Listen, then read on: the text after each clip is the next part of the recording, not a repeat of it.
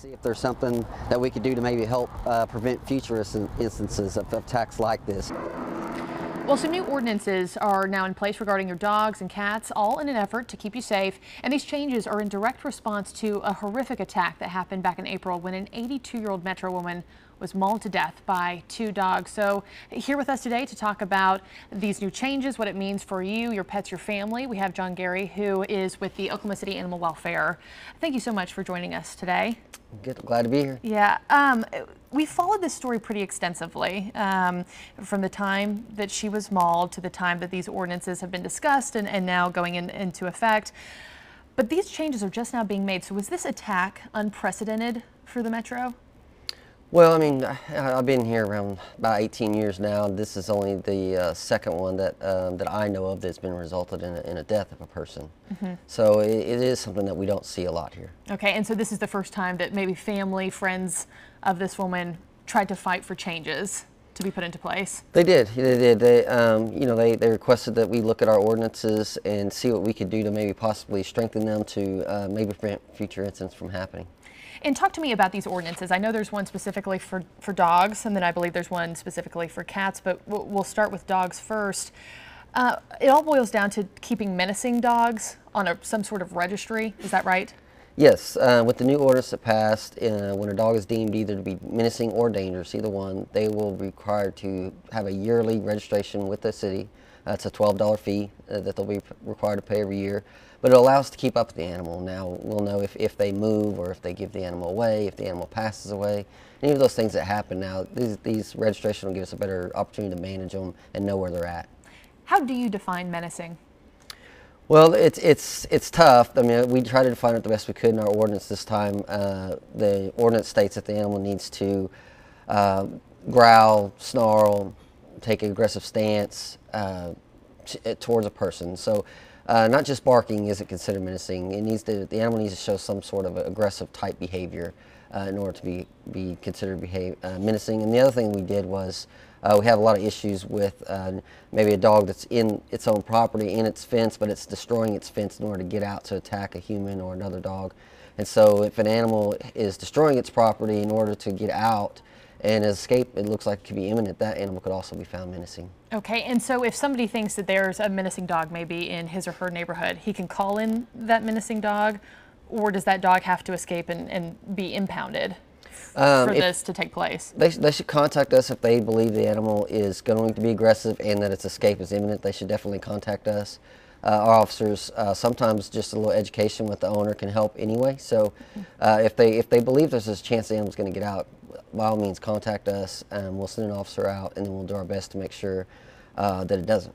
Okay, and let's talk, hypothetically here. Let's say that I have a dog, it gets out, and it, ends up at the animal welfare shelter. What's the process from there for me to get this dog back and what this dog has to go through? With the new ordinance, once an animal comes into the shelter, all animals that come in before leaving have to be spayed and neutered prior to leaving. They have to receive a microchip. And if it's dangerous and menacing, there will be the registration fee. That's a yearly fee. If it's not menacing or dangerous, if it's just a stray pet, there's a one-time registration fee of $12 that the citizen will have to pay. And once again, it's really about allowing us to better know what animals we have living in our community, where they're located at. And then also, if we have, sometimes we have problem animals, and so it's important to keep up with those ones. And why not put a system into place where everybody who owns a dog has to register, because it seems like there are going to be a lot of dogs who probably are menacing, who won't end up at animal welfare, or nobody is going to report them. Why not everybody who has a dog, you come forward, this is the new mandate, this is what it is.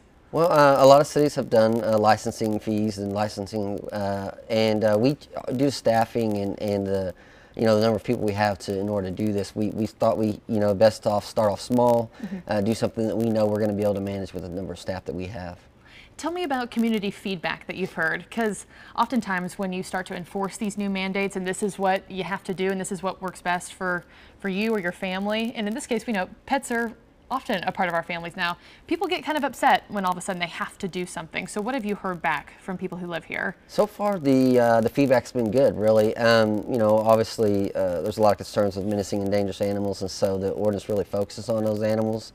But we have a huge overpopulation problem of dogs and cats here in Oklahoma City, and so this spay or neuter, if the animal ends up in the shelter, is important that we do what we can. Last year, 24,000 animals entered our shelter, and it's just important that we do what we can to reduce that number. And speak to us specifically now about the cat ordinance. You know, speaking of overpopulation, this one is specifically geared toward reproduction of those cats, correct? Correct. And kind of elaborate on that for a second. So we had another ordinance that passed on July 5th as well, and it's really geared towards community cats that are living in our community. We know that our overpopulation problem with cats has a lot to do with the cats actually just living in the community. So in the ordinance now, it gives us the authority to spay, neuter, we ear tip, we vaccinate, and we actually return those cats back out to the community, which does sound kind of productive for someone that doesn't, you know, you're adding cats, the idea is to get less, but really with this, what you do in order to reduce the number living in your community is you saturate the community with spayed and neutered animals, and then over time, you'll start to see a decline. Jacksonville, Florida started this several years ago, and they were very successful, and they cut the number of animals, the cats entering their shelter in half in just a 5-year period. Okay. And so we're hoping to have that similar kind of success here, reduce the number of cats living in the community, reduce the number of cats entering our shelter, and also reduce the number of cats we have to euthanize each year. Okay, so kind of taking some notes from some other communities and cities across the country. And back to just the dogs for a second. If your dog gets out, winds up at the animal shelter, but is not menacing, does that dog have to be spayed or neutered before they're let? Yes. But what about families who want them to have puppies and reproduce? You know, as a city, we have a responsibility to do something about the overpopulation problem, and so what we encourage people is if you're wanting more, then come to the shelter, go to some of the smaller rescue groups in the community. There's so many animals that need homes, and that just overbreeding and overfilling our shelter every year just for animals to be euthanized is not something that we believe, as the city grows and we try to make it a better place to live, euthanizing animals is a horrific thing that happens, and we need to do our best to keep it from happening. Okay, and consequences if you violate any of these ordinances? There is a fee. There's up to a $500 fine the first time if it's found dangerous or menacing that you can receive. If there's a second offense, it can be up to a $1,200 fine. Okay, and all of this will take effect officially starting next month, August? Yes, it's 30 days from July 5th. So, around the August 4th, it'll go into effect those days. Okay, good to know. John Gary, thank you so much. We do appreciate your perspective, and it's definitely a story and a topic people have been interested in and have been following closely since April. So we appreciate your time.